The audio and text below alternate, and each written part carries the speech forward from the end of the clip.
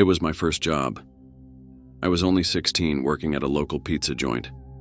Nothing glamorous, just a high schooler trying to make some extra cash. But that first job, delivering pizzas, was going to teach me something I'd never forget.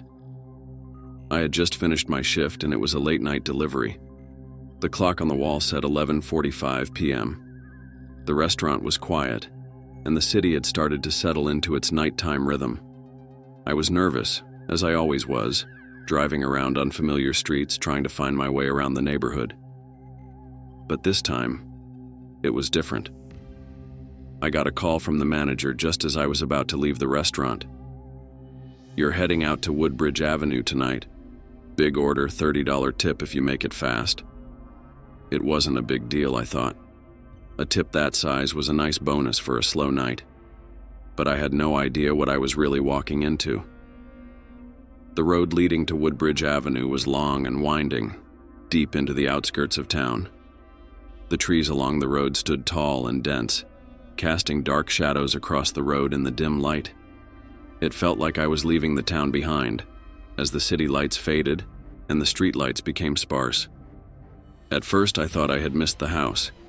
It was getting harder to see, the road narrowing, the woods thickening on either side. But then, I saw it.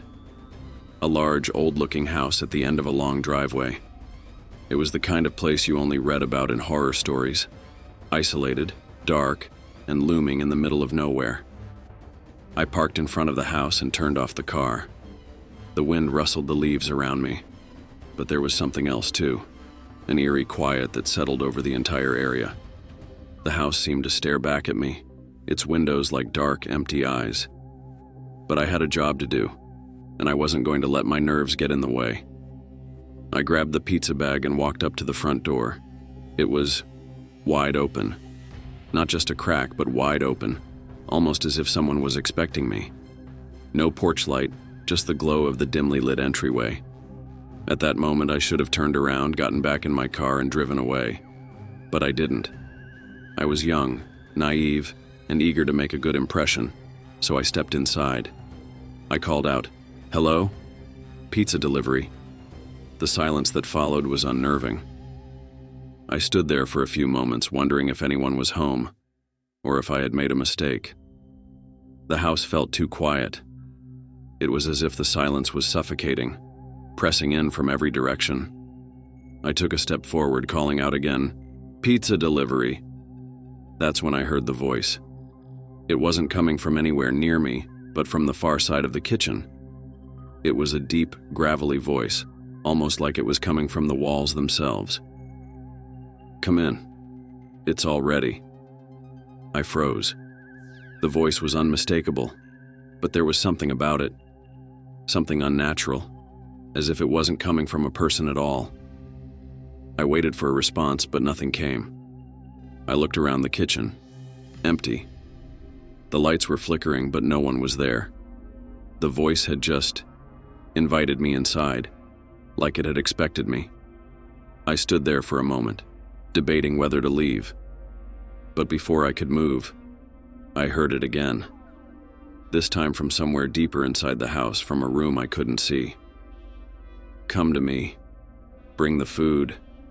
It's ready." The voice was louder now, and it sent a chill crawling down my spine. My heart started pounding, and my instinct screamed at me to run. But I didn't. I was paralyzed, standing in the threshold of the house, trapped by a voice I couldn't see. It didn't feel right. This wasn't just a prank. I was in the middle of nowhere, and this house, this place, felt like it was alive. Something dark lingered in the air. It was like the walls themselves were breathing, waiting. I had to make a decision, but I didn't want to seem rude. I told myself, it's probably just a misunderstanding. Maybe someone's really old and they can't get up. So I started to walk deeper into the house, despite every nerve in my body telling me to leave. Then, just as I was halfway through the kitchen, I heard the voice again. This time it was different, more urgent, almost angry. "Come to me now. Bring it to me. Now." That was it. My legs didn't wait for my brain to finish processing the words. I turned around and bolted. I didn't care if the pizza was getting cold. I didn't care about the tip. I didn't even care about the fact that I still hadn't been paid. I ran out of that house like a bat out of hell. I slammed the door behind me, not even looking back. The moment I stepped outside, the feeling of relief hit me like a wave. I ran back to my car, jumped in, and sped off before I could even catch my breath. As I drove away, the lights of the house flickered one last time in my rearview mirror, disappearing into the night. I couldn't shake the feeling that something, or someone, had been watching me from inside the house. But I didn't report it. I told myself it was just a weird experience, nothing more. No one would believe me anyway. Looking back, I wonder how different things could have been if I had listened to my gut. If I had just driven away before stepping foot inside. What was that voice? Who lived there, if anyone? I'll never know. But the next time someone tells me their address is deep in the woods, I won't hesitate to pass on the job. And as for that pizza, well, I don't think it ever made it to the door. I learned a valuable lesson that night. Sometimes it's not the job, the tip, or the promise of a reward that matters. It's listening to your instincts when something feels off. Thanks for watching. It was a quiet night at the small takeout restaurant, the kind of place that thrived on the local crowd during the day but slowed to a crawl after dark. The chill of early December had settled in, making the night feel even more desolate. I was working my usual late shift, a routine gig to help pay for college. The restaurant was a family-run business, and I'd grown used to its rhythms. The hum of the refrigerators, the occasional sound of the fryer, and the stillness of the empty parking lot after the dinner rush. That stillness, however, didn't last long.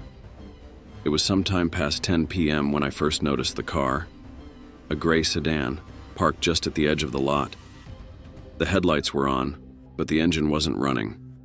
At first, I thought it was a customer waiting for an order, but after 10 minutes, no one came in. Curious, I glanced outside, but the dark-tinted windows revealed nothing. Then, without warning, the car started and slowly rolled out of the lot, disappearing into the night. The next night, the sedan was back. Same spot. Same silent presence. This time, it stayed longer, nearly 30 minutes. I mentioned it to my coworker, who shrugged it off as someone killing time. But I couldn't shake the feeling that something wasn't right. The pattern continued over the next few nights. The gray sedan always showed up during my shift, parked in the same spot, and stayed long enough to make my skin crawl. Sometimes the headlights were on, sometimes they weren't. But no one ever got out of the car. The unease was starting to get to me. I began noticing things I hadn't before. The way the car seemed to time its arrival when I was alone. The way the headlights flickered occasionally, almost as if signaling. The feeling of being watched was suffocating, and every time I glanced out the window, my stomach turned. Then on the fifth night, the situation escalated. The sedan arrived as usual, but this time it didn't stay parked. It moved closer, circling the building slowly before stopping in the back corner of the lot. I was closing up alone, and the sight of it so close set off every alarm in my head. I grabbed my keys and phone, trying to act like I wasn't shaken, but my hands trembled as I locked the front door. The moment I stepped into the parking lot, the car's engine roared to life. The headlights blinded me, and before I could react, the sedan sped toward me. 3 men wearing masks jumped out of the vehicle as it skidded to a stop. Their movements were fast and calculated, their intentions unmistakably threatening. Adrenaline kicked in, and I bolted toward my car. The men shouted, their voices garbled by the masks, and one of them lunged at me, narrowly missing as I threw myself into the driver's seat and locked the doors. My hands fumbled with the keys as they pounded on the windows, and for a moment, I thought I wouldn't make it. The engine sputtered to life, and I slammed the car into reverse, tires screeching as I backed out of the lot. The sedan gave chase, its headlights bearing down on me as I tore through the empty streets. My heart pounded in my ears, drowning out the sound of my own panicked breathing. After what felt like an eternity, I spotted a gas station ahead and swerved into its brightly lit lot. The sedan slowed, lingering at the edge of the street, before speeding off into the night. I sat there for a moment, shaking, trying to catch my breath. I called the police as soon as I felt safe enough to speak. They arrived quickly, but there was little they could do. The restaurant's security cameras hadn't captured anything useful, and the sedan was long gone. No license plate, no clear description of the men, no evidence left behind. The police assured me they would patrol the area more frequently, but the unresolved nature of the encounter left me on edge for weeks. The gray sedan never returned, but the memory of those nights has lingered ever since.